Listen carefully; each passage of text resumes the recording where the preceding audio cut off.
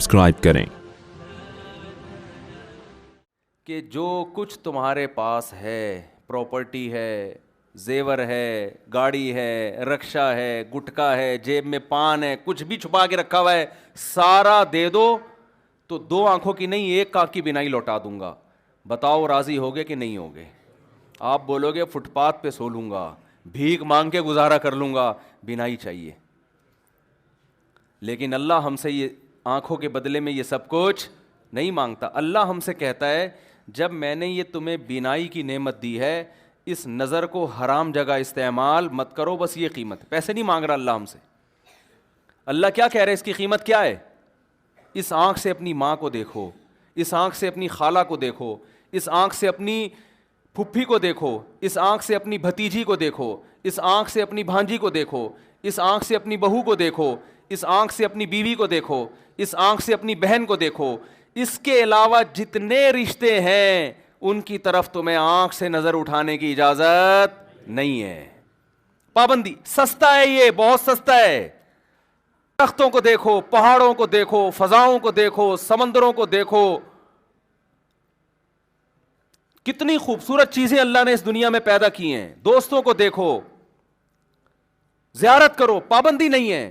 جب کوئی عورت مزین لباس میں گزرے جس کی طرف تمہارا دل مائل ہو تو گندی نظر اس کے اوپر مت ڈالو. جس نے آنکھ کی حفاظت کر لی، اللہ کہتا ہے اس نے گویا آنکھ کی قیمت ادا کر لی. حالانکہ قیمت نہیں ہے، یہ بہت سستی ہے. یہ تو اگر اللہ آنکھ لے لے اور پھر کہے کہ بتا تو نظر کی حفاظت کرے گا تو واپس لوٹاؤں گا، کیسے مضبوط عہد کریں گے اللہ سے کہ نہیں کریں گے؟ سمجھ میں آ رہی ہے بات کہ نہیں آ رہی ہے؟ اللہ بہت سستی، ابھی بہت سستی قیمت پہ راضی ہو رہا ہے. یہاں تک کہہ دیا کہ اگر نظر اٹھا کے غلطی سے دیکھ لیا ہے تو توبہ کا دروازہ بند نہیں ہوا ہے، معافی مانگو، معاف کر دوں گا میں. کتنا آسان کر دیا کہ نہیں کر دیا؟ آج کس قدر بد نظری پھیلتی چلی جا رہی ہے. بتاؤ انٹرنیٹ پر بیہودہ فلمیں دیکھی جا رہی ہیں کہ نہیں دیکھی جا رہی ہیں؟ اللہ نے ایک راستہ رکھا تھا آپ کے لیے، شادی کا راستہ. اس کے علاوہ عورت کے پاس جانے کا کوئی راستہ آپ کے پاس نہیں ہے. اور قرآن دھمکیاں دے رہا ہے، فَمَنِ ابْتَغَىٰ وَرَاءَ ذَلِكَ، جو شادی کیے بغیر کسی عورت کی طرف جائے گا، فَأُولَٰئِكَ هُمُ الْعَادُونَ، اللہ اعلان کر رہا ہے یہ لوگ میری حدود کو توڑنے والے ہیں، یہ میری آنکھ کا شکر ادا نہیں کر رہے. سَيُجْزَوْنَ بِمَا كَانُوا يَقْتَرِفُونَ، عن قریب انتقام لوں گا، انتقام کا ایک دن آنے والا ہے. یہ مت سمجھو کہ اللہ بھول گیا پیدا کر کے، یہ مت سمجھو کہ اللہ پیدا کر کے بھول گیا تمہیں. ہم یہ سمجھتے ہیں کہ اللہ کھلا رہا ہے، پلا رہا ہے، ہم کھا رہے ہیں اور ہم پی رہے ہیں، کوئی پوچھنے والا نہیں ہے. ہم اس خوش فہمی میں مبتلا ہیں. تو اللہ نے ایک سچ ہمیں بتایا کہ جتنی نعمتیں تمہیں دی گئی ہیں ان نعمتوں کا کل تم سے قیامت کے دن حساب ہوگا.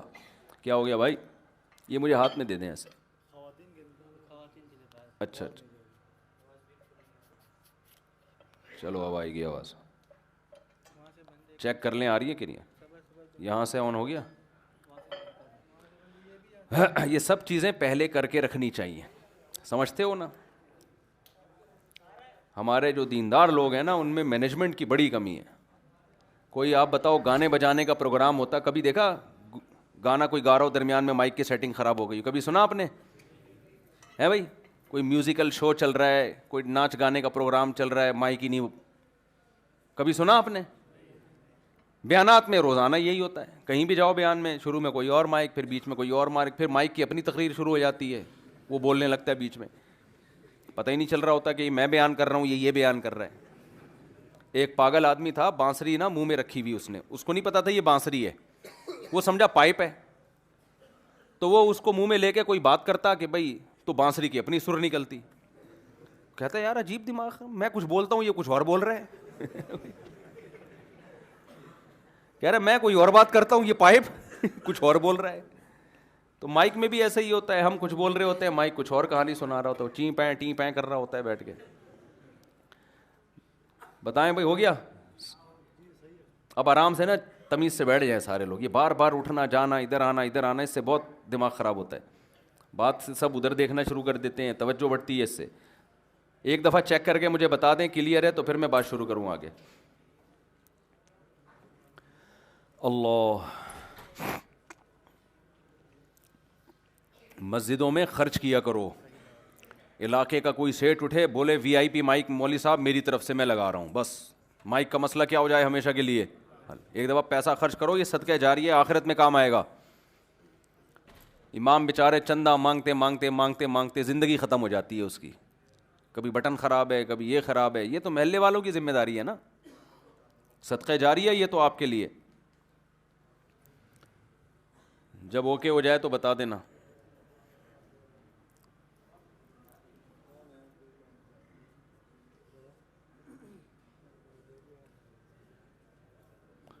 آپ کے بالوں کا اسٹائل بڑا خوبصورت ہے یار,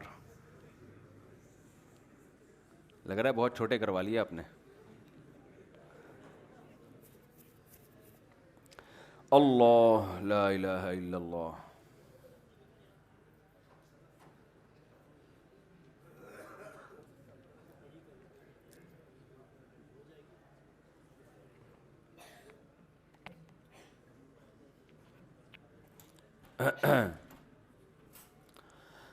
اللہ.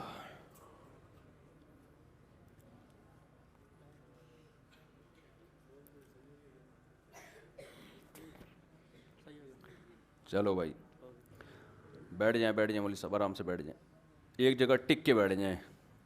اب جو اٹھے گا نا اس کو ایلفی لگا دیں گے تاکہ بیٹھے تو پھر قیامت تک اٹھ ہی نہ سکے, وہ اس کی سزا ہے یہ. آرام سے نا بیٹھو. کوئی بہت ہی مجبوری ہو تو ایک الگ بات ہے, ایسا نہ ہو کوئی بیچارہ کوئی پیٹ میں درد ہو رہا ہے اٹھ کے جا رہا ہے آپ اس کو بٹھا دو پھر. تو میں یہ عرض کر رہا تھا, دیکھو بھائی اللہ نے ایک سچ کہا ہے کہ موت کے بعد زندگی ہے, یہ سچ کڑوا نہیں ہے. لیکن ایک اور سچ اللہ نے بتایا کہ موت کے بعد زندگی جب ہوگی تو وہ عیاشی والی نہیں ہے, اس میں تمہیں اعمال کا حساب و کتاب دینا پڑے گا, آنکھ کا حساب. یعلم خائنۃ الاعین, اللہ فرماتے ہیں میں آنکھوں کی خیانت کو جانتا ہوں. کمپیوٹر پہ جو فحش فلمیں دیکھ رہا ہے بتاؤ اس کی آنکھ خیانت کر رہی ہے کہ نہیں کر رہی ہے؟ جو یہ سمجھتا ہے کہ یہ آنکھ میں نے بنائی ہے, میری پراپرٹی ہے, وہ آنکھ کو جہاں چاہے استعمال کرے. لیکن جو یہ کافر سمجھتا ہے, تبھی وہ لوگ یہ فلمیں بناتے بھی ہیں بھیجتے بھی ہیں. مسلمان کو پتہ ہے کہ یہ آنکھیں میں نے نہیں بنائی, یہ اللہ نے بنائی ہیں, ان آنکھوں کو میں نے غلط استعمال نہیں کرنا. کان کس نے بنایا؟ یہ کیا کسی جاپان کی کمپنی میں بن کے آئے تھے جو ہمارے لگائے؟ یہ اللہ نے بنایا ہے. اللہ اگر کانوں کی سماعت ختم کر دے, سننے کی صلاحیت ختم ہو جائے اور قیمت لگائے کہ 1 کروڑ روپے دے گا تو تیری سماعت واپس آئے گی, لوگ ڈکیتیاں چوریاں کرنا شروع کر دیں 1 کروڑ روپے جمع کرنے کے لیے. اللہ نے فری میں کان دے دیے, ماں کے پیٹ میں بنایا اور دنیا میں لانے سے پہلے کان یہاں فٹ کر دیے. کیسے سنتے ہیں؟ جو سائنسدان کان پہ تحقیق کر رہا تھا وہ غیر مسلم تھا.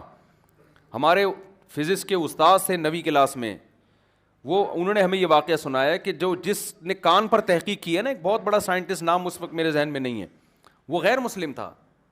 لیکن جب اس نے کان پہ تحقیق کی ہے نا, کان میں جو سننے کے پیچیدہ سسٹم ہے, وہ چیخ اٹھا کہ جس خدا نے یہ کان بنایا ہے وہ کیسا سننے والا ہوگا.